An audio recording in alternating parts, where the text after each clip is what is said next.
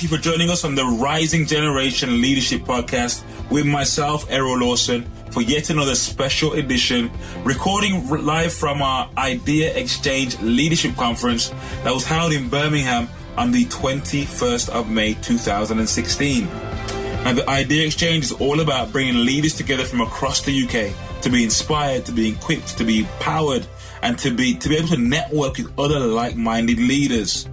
Now, if you want to find out more about the Idea Exchange, you can go to www.theideaexchange.net and you'll find more information right there. Our first speaker today is Pastor Bankole Akinlade. Pastor Banks, as we call him, is a minister at the Liberty Church in London. And right now he's speaking to us about developing the leader within. Enjoy this episode, guys. God bless you. I hope you enjoy this and you get loads of value from this. Enjoy.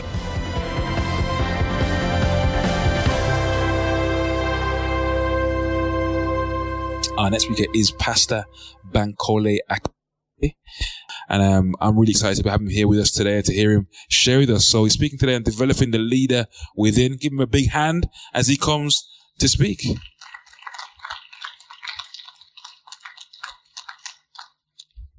Thank you. Can I use the other mic? All right. So whilst that is being done, I just want to really appreciate everyone present here. Who's glad to be here? Now, if you paid to attend this program here this morning, I'm sure that with Reverend Kofi's session, you would have actually gotten your money's worth already. You know, awesome session. Let's give him a round of applause for that powerful session once again. Okay. All right. I really just want to thank everyone present here, Pastor Errol and his wife, and the leadership team of the Life Church here for having us here. You know, young people for me, when I say that, it makes me sound like I'm not one myself. You know, I'm not as old as I make myself feel at times. You know, but for me, this is something that I'm quite passionate about. My younger brother is looking at me and is like, yeah, right.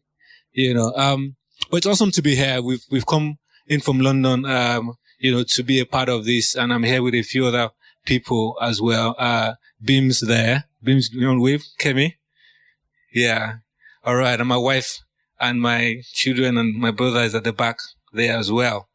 Okay.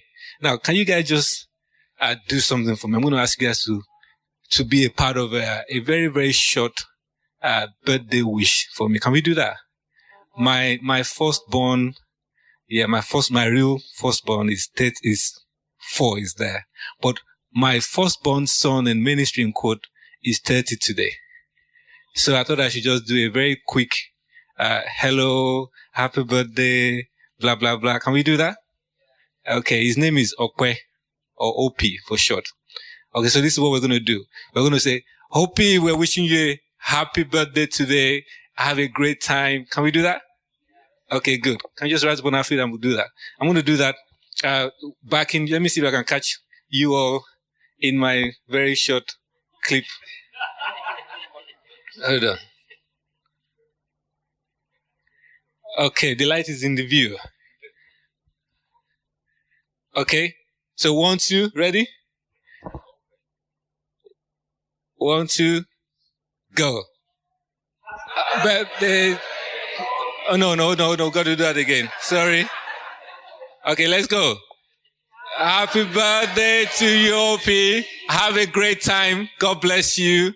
Bye. Yeah. Thank you. All right. Okay, so today I'll be sharing. I really appreciate that. Thank you guys for being a part of that. Now, I'll be talking to you guys today about what I've titled Developing the Leader Within. Now, I've by God's grace, I've written 2 books. The very first book I wrote is titled Leading the Right Side Up. That is leading when you're not the boss. You know, so I actually thought I should be the one taking the session that Reverend Kofi took earlier on, but boy, I mean, that was just an awesome session. You know, I felt like going back to rewrite my book. You know, it was such an inspiration to hear some of the fresh ideas that have come in from that session. But I'll be talking to you guys about developing the leader within. Now, Let me ask you guys a question. Are leaders born or are leaders made? Are leaders born or are leaders made? You think both? Okay. Are leaders born or are leaders made?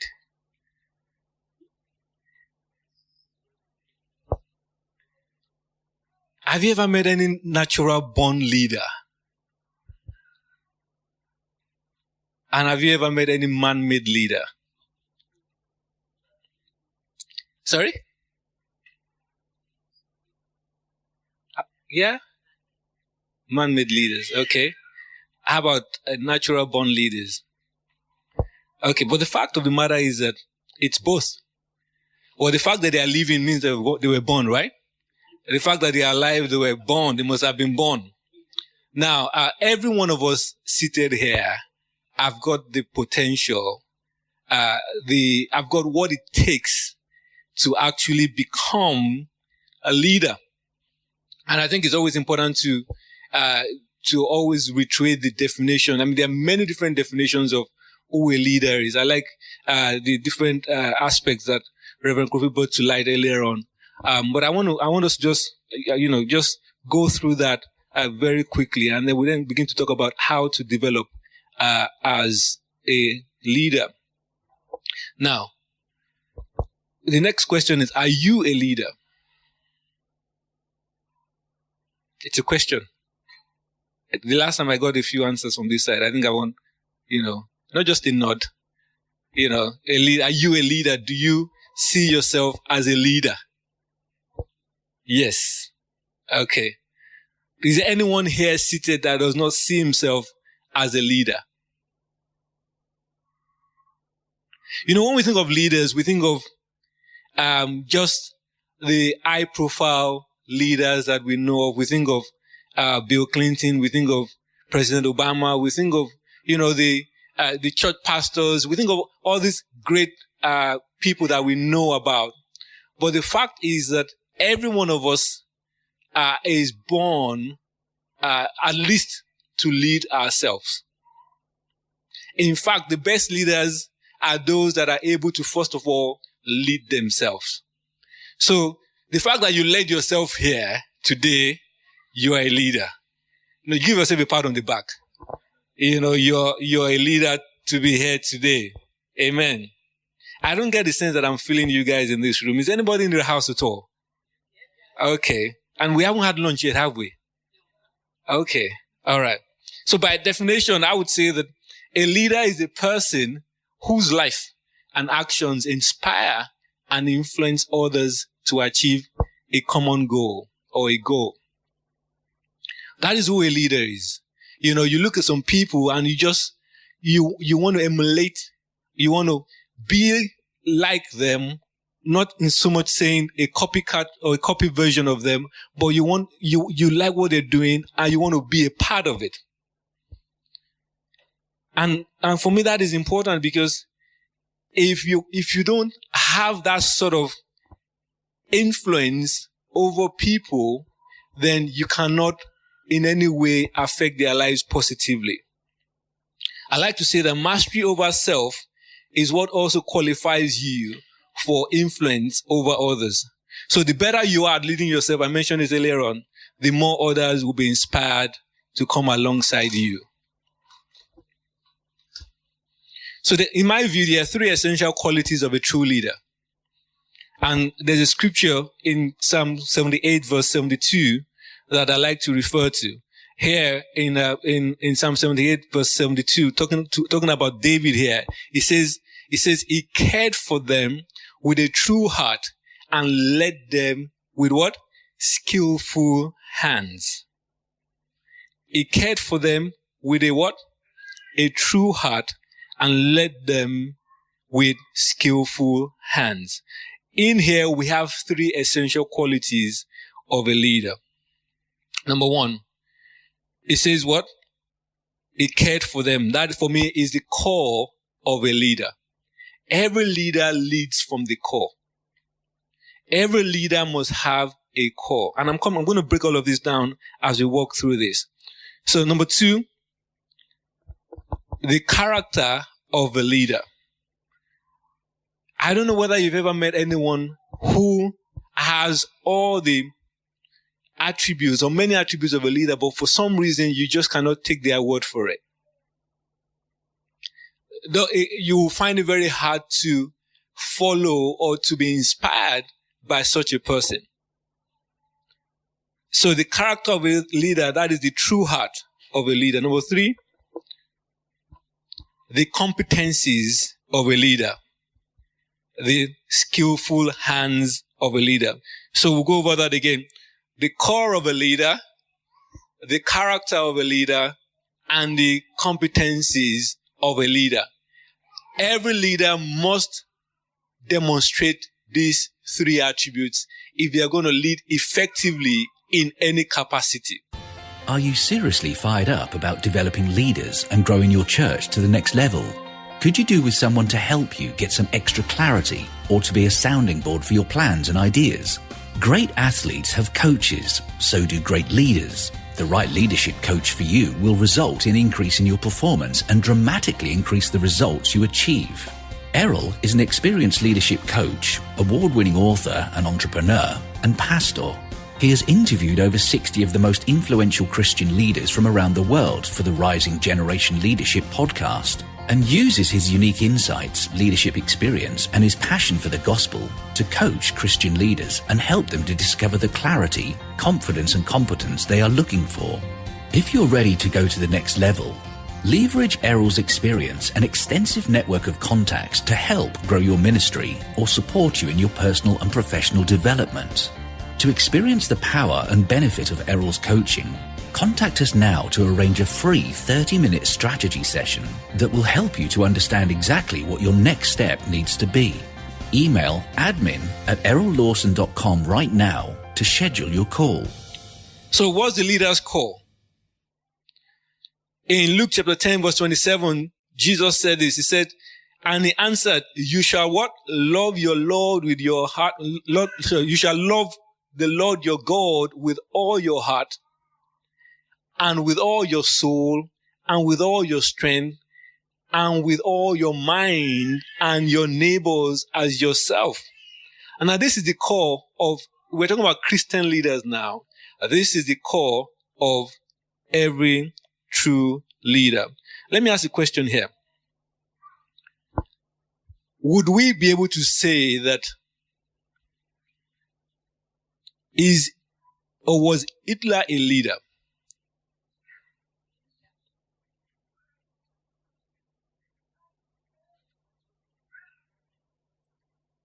You would say he was a leader. By the world's definition, he was a leader. But the point is, what Hitler achieved in his time is not what we qualify or define a leader to be. He led from his core, from what he believed. And that is one of the things that qualifies who a leader is, regardless of where you're coming from. Some people were able to follow him because they believed in the core or the values that he upheld. And for us as Christians, that is why it's important that we calibrate, or we're sure that the core upon which we build everything else is in Christ. Amen? So, I like to say that the bottom line, in business we have what is called bottom line. Does anybody know what the bottom line of every business most businesses should be? Sorry? Customer, well, yeah, we package as that is profit.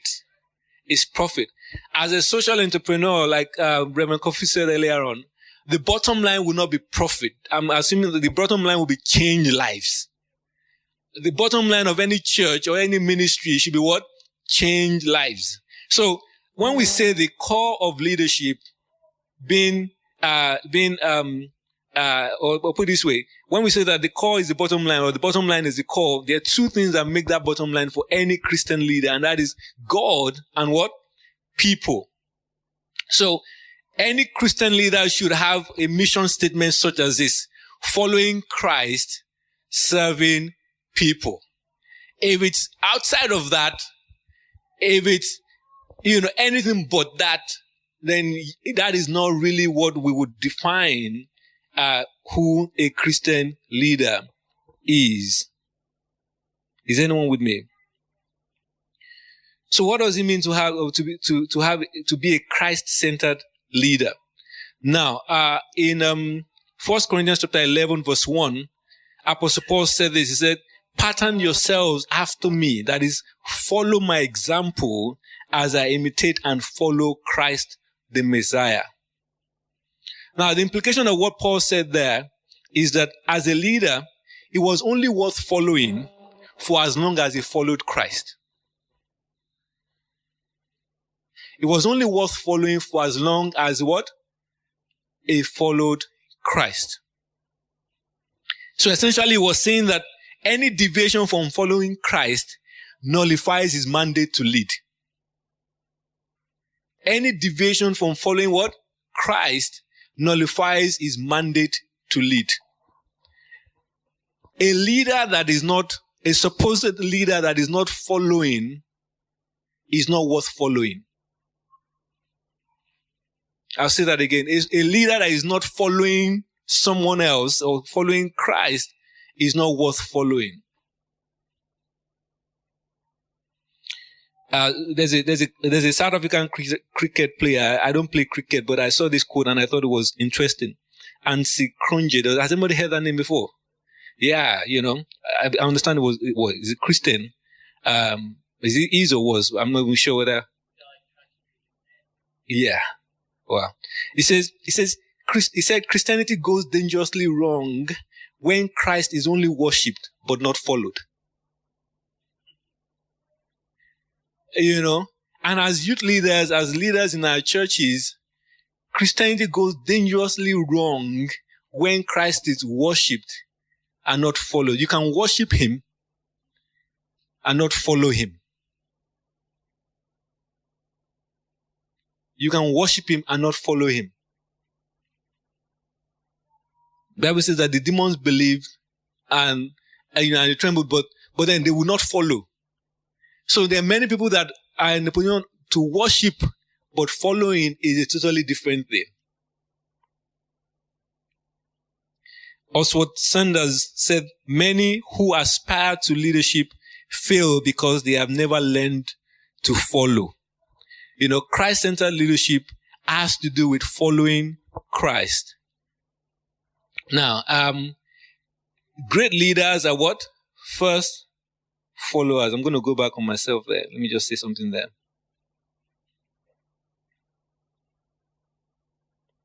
It's taking me all the way back. So I'm just trying to get very familiar with this. Even though I use it every Sunday, I'm still trying to get used to it. Great leaders are what? First, great followers. If you want to find anybody in a place of leadership, you also want to find who inspires them. Who inspires them. And if we're going to develop as leaders, one of the first, when I sit with anybody, what I want to find out is where they draw their inspiration from. These days you have youth leaders or church pastors that draw inspiration from Kabbalah and all sorts of stuff, And for us to really be Christ-centered in our leadership, we need to know who we are following. So the bottom line, we said there are two things. God and what? People. Now, leadership is a what? People business. Leadership is a people business. Oh, it took a long time for me to realize this. And I guess I stumbled into a place of leadership. I wasn't looking, to lead in any capacity. I just really wanted to be all that God wanted me to be. There was a part of me that desired, initially I thought it was about the title, the role and all that. So, but after a while, I began to realize, it's not that. But then I sort of stumbled into this other part that made me begin to understand that, hold on a minute, if you're going to truly influence anybody, then it's not about the title, it's about going after the people, touching their heart, being there for them, trying to help to meet their needs where possible. When you begin to really focus on the people, then you begin to truly lead. Someone said that if you take care of the people will take care of the business.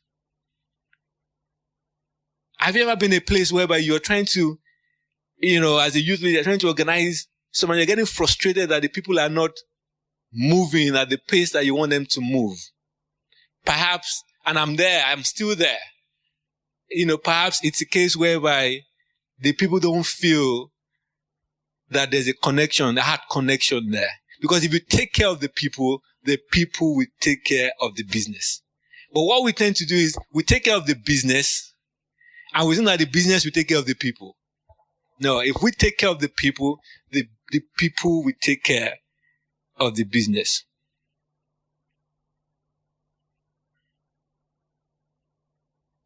So, loving people for me has two dimensions to that. And that is, number one, valuing people and investing in people. In 1 Kings chapter 12, verse 6 to 7, it's not on there.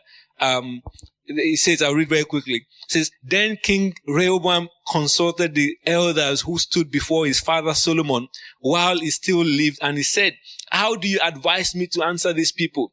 And they spoke to him, saying, if you will be a servant to these people today and serve them and answer them and speak good words to them, then they will be your servants forever. Now the point here, is that, like Reverend Kofi said, the world system is that the king is up there and everybody serves the king. But in God's system is the other way around, So this was a wise counsel that King Rehoboam's counselors gave him. But guess what? He didn't take this counsel. He took the counsel of his own mates. And the people rebelled against him. So he decided to harden and make life more difficult to them. So they were not in a position to serve him. They decided to rebel against his leadership. But I've learned that when you serve people, when you are there for them, when you influence them and value their opinions, when it is evident that you genuinely care for them, when you invest in them, they will serve the vision. Amongst the young people that I lead, this year so far has been the best year for us, in that earlier in the year, I decided to take some time and we set some goals. We went away and we set goals, and every step of the way, every quarter, I sit with them and we review those goals. And we're talking about at least 8 dimensions of their lives. No, actually, I think about 10 dimensions of their lives. Family, relationship, career, ministry, finance. They even have a bucket list, like going away and stuff like that. And we have all these sort of goals. We sat down, we sort of set all these goals. And as we began to approach, obviously at the end of the first quarter, we reviewed those goals, how we're doing, get to work on all that. As we got into April, a lot of the goals were already being achieved and the guys were excited. Some people got jobs, somebody got, like 2 pay rises in 1 week. I'm like, well, I want some, give me some of that. I want some, and exciting things began to happen. How many of you would think that would inspire people to want to do more? That's what happens when you take the focus of the work on yourself and you put it on people. They get excited, the work goes on, and everybody achieves their goals. Tell your neighbor it's about people. So, we talk about the core of a leader. We're moving on to the character of a leader. D.L. Moody said, if I take care of my character, my reputation will take care of itself. A lot of us pay too much attention on our reputation. We try to protect our reputation. You know that if your character is intact, you need not worry about your reputation. And by character, what we mean is who you are when no one is watching. The things that you do in a dark room. You don't have to try and package and behave yourself. If you're well behaved in a dark room anyway, you're just being yourself. And for me, this is very, very integral to leadership. Character is from the word, well, I don't know, it sounds the same, character. And it means image or to engrave. And from a Christian point of view, it means for us, Hebrews 1:3 says, who being the brightness of his glory and the express image or character of his person. So when Christ came, Christ was more or less the express image or the character of God. So when we show up as leaders in our organizations with our young people, we want to be the express image of God. Now, let me ask a question here. Is there a difference between charisma and character? Charisma and character. How many people have met very charismatic leaders before? But then you check their character and you're not sure. Charisma endears a man to people, but character attracts God to a person. Character is what God looks for. 1 Samuel 16:7 says, but the Lord said to Samuel, do not look at his appearance or at his physical stature, because I have refused him. For the Lord does not see as man sees. For man looks at the outward appearance, at his charisma, but Lord looks at the heart, the character. The character of a leader qualifies him to continue to lead. So you could get drawn to a leader because they have charisma, they know how to speak and to carry themselves. They walk through a room and their heads are turning.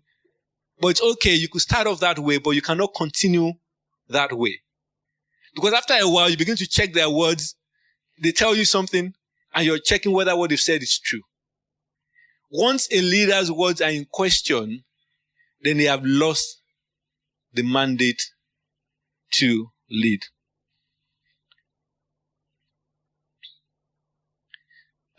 General Norman Schwarzkopf, the American general, said this. He said, leadership is a potent combination of strategy, that is skill, and character. But if you must choose one, or if you must be without one, be without strategy. If you have to choose whether strategy or character, be without strategy. And how many of you know that to go to the war front, strategy is important?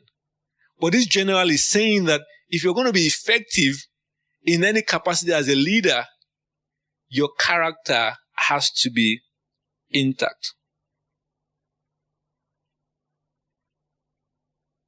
A lapse in strategy is forgivable, but anything that undermines a leader's character is much harder to overlook. I'm just reading through some of my notes here. I'm going to run through very quickly, because I have quite a lot to cover still.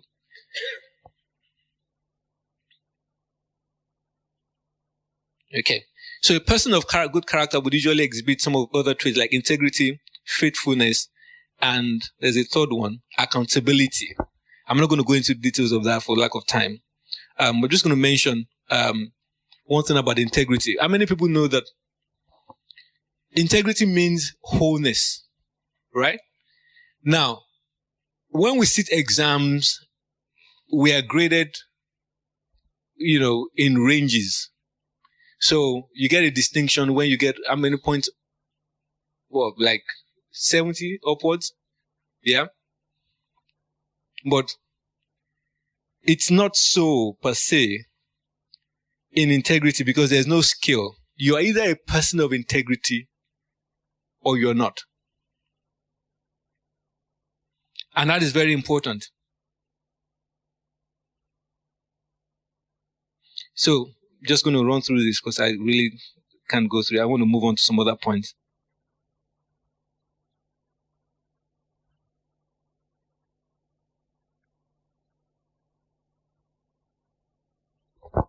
Sorry. Okay, accountability. As a leader, particularly in the second chair for a lot of us here, what I've found from experience is that people find it difficult to make themselves accountable. And the word is make yourself accountable. If I have to make you accountable to me, that is really not accountability. You know, you cannot lead effectively if there is no checks and balances to your life. You see, power is very powerful. I don't know, that sounds like, a tautology, and it is. When you are in a position of power, you need to have checks and balances in your life. You need to have people in your life that will be able to tell you, don't do that.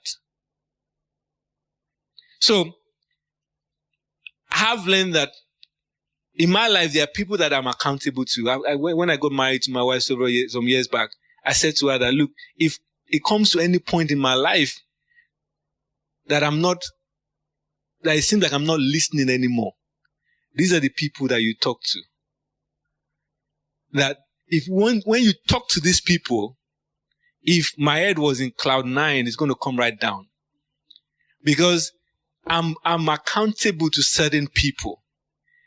I'm accountable to, and everyone in a position of leadership or aspiring to a place of leadership must make themselves, someone that is not accountable is a dangerous person to follow. Whether it's a husband or a youth pastor or a senior pastor, if you are not accountable to someone, the person is a dangerous person to follow. Okay. Next point. So I'm having to rush through this because I just got a notification that I have just a few minutes to go. Now, the competencies of a leader. We're running through the skills of a leader now. It says he cared for them with a true heart and led them with skillful hands. So leadership is not just about the core or the character. A leader must also have certain skills. So a competent leader is one who possesses the required skills, knowledge, qualifications, and capacity needed to lead effectively. So you can have the right core and the values, and you can also have, be a person of character. There are some other things that make leading more effective. I'm just going to run through that again for time, but I'm sure we can make the slides available. Right. The best leaders work on themselves continually, learning, growing, and becoming more capable and competent over time. A leader's competence is developed daily. It is bought on what I call a time payment plan, with a new installment required each day. Should I say that again? A leader's competence is developed daily. It is bought on a time payment plan with a new installment required each day. Every leader must grow, or must not just grow, must be growing. Because if you're not growing, then after a while you stop leading. So there are two forms of leadership competency. Number one, there's the relational competence, which I call the soft skills. And there's also the technical competence, which I call the hard skills. Can anybody tell me what would come under the soft skills? Yeah. That's right. Yeah. Anyone else? Anyone else? Okay. Well, do we agree that that's a skill that is a soft skill that we all should have? Okay. Skills that help a leader connect with people either on a one-on-one basis, with a group, or with an audience. That's what I mean by the relational skills. And one of them being communication, the sharing and exchange of ideas, thoughts, and opinions through various means, including spoken, written, and electronic, and now even social media. I say to people that, I get a sense, or I feel that I missed that bus, the social media bus, I didn't catch that bus when it was going by. And I'm waiting for the next bus to come along, but it's not coming. But so now I'm forced to go back and to try and really get that going. The point is, for a leader to be effective, you got to learn to communicate. Communicate, not just, just say anything, but communicate effectively. Conflict resolution as well. That's another point that's a soft skill. Ability to work amicably with others and create an environment in which others can do likewise. It's interesting for me to observe at times that in an organization, the actual person causing the problem is the leader, when he should be the one, the go-to person when there are issues to be resolved. Charles Schwab said something which I think is very interesting. Actually, something happened to Charles Schwab, which I would just mention very quickly. Does anybody know Andrew Carnegie? Probably the wealthiest man in his own time. In the early 20th centuries, Andrew Carnegie paid Charles Schwab over $1 million. Right? That was the first person ever to earn that much money. Why would he have paid that to such, to a person like that? Because Charles had the ability to connect with people. You must understand that that's very important that in that age where they had a lot of, trade unions and stuff like that. This guy had the ability to connect with all the steel workers to get the work going. So Carnegie was willing to pay him over $1 million because he had that power or that grace or ability to connect. A leader would pay to get his communication right. Technical competencies. We're moving quickly. Vision. A leader is a dealer of hope. A leader is what? A dealer of hope. A leader should come into a room and inspire people about the next steps and what we're going to do next, what it's going to look like. So a leader without a vision is like someone driving without a direction. How many people will get on a bus and you'd ask the driver, where are we going? And he says, I don't know, and you continue on the bus. Nobody does that, right? That's what it feels like when you're following a leader without vision.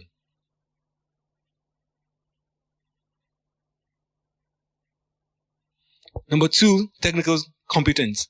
Planning. Planning helps make success more probable. Rather, the planning process affords one the opportunity to think through the critical elements and steps necessary to achieve the desired goals. General Dwight Eisenhower said this. He said, plans are nothing, but planning is what? Everything. So at times you plan, but the plan doesn't quite give you the desired outcome. But the fact that sitting there to make the plan helps the thinking to get things moving in the right direction. They say every minute spent in planning saves 10 in execution. Technical skills, problem solving. I'm going to skip that. Now this is just your ability to solve problem. No first chair leader likes second, third, or fourth chair coming to them with problems without probable solutions. The more problems you solve, the higher or the further you're able to go. Prioritizing, I'm going to again skip that because I want to move to some further important point. So how then do we develop the essential qualities of a leader? There are 3 points that I want to make here and I'll finish. Number 1, study. By that, I mean, you read, you listen, you attend seminars like this, you become a student of a mentor. In 2 Timothy chapter 2, verse 15, it says, study and do your best to present yourself to God, approved a workman that is tested by trial, who has no reason to be ashamed, accurately handling and skillfully teaching the word of truth. Every leader must study. Every leader must what? Study. Every leader is a reader. Every leader is a what? Reader. It's not every reader that is a leader, but every leader is a reader. Number 2. So, and by that, to invest in others. You're sowing seeds in the lives of people. It says, for whoever has, to him more will be given, and he will have more abundance. But whoever does not have, even what he has, will be taken away from him. I have found, I don't know whether this is your experience, that the more I share what I know, the more I'm established in that sort of that knowledge. At times there's a sense in which we think we hold back. When I was, many years back, actually, many years back, when the opportunity began to present itself for me to speak publicly, I had a very close friend of mine who were more or less about the same stage in our lives at the time. So when the opportunities present, I sort of take the opportunity, not because I wanted to be out there, but I realized that the more I did that, the better I became. The more I shared, the more I sowed, the more I invested in people, the better I become. And that is a principle that we all should embrace. Number 3, serve. And by that I mean serve other people's vision with your gift. We in 2 Kings chapter 3 verse 11, it says, but Jehoshaphat said, is there no prophet of the Lord here, that we may inquire of the Lord by him? So one of the servants of the king of Israel answered and said, Elisha, the son of Shaphat, is here, who poured water on the hands of Elijah. Elisha was found or was recognized because of his place of service. What we do in serving in the house or serving, having different outreaches or programs in the community, as we're serving there, what that does for us, that it also helps to develop our leadership abilities, and as we do that, what we'd find is that God begins to open more opportunities for us to do more and more of that. And before long, you look back and you see that your life is making such an impact. And it's my prayer as a roundup, that God will continue to use our lives. And the fact that we're here learning, and looking at how we can improve ourselves, that God by his grace will make us into that leader that has such an impact in our generation for Christ. Amen. God bless you. Thank you. Thank you, Pastor Banks. Thank you. Hey, I hope that was great for you guys. And listen, you can find out more at the www.theideaexchange.net. And for more information, go to the website and find out more. Listen to previous episodes from other conferences that we've held, and you'll be inspired. God bless you. Bye for now.